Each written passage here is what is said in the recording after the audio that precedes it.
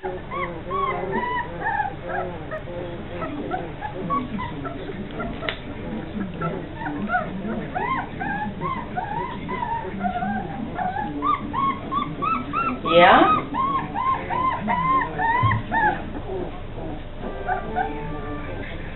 Oh.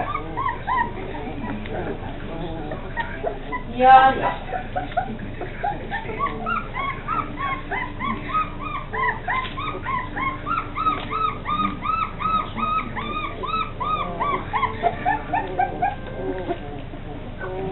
Nee, is prima.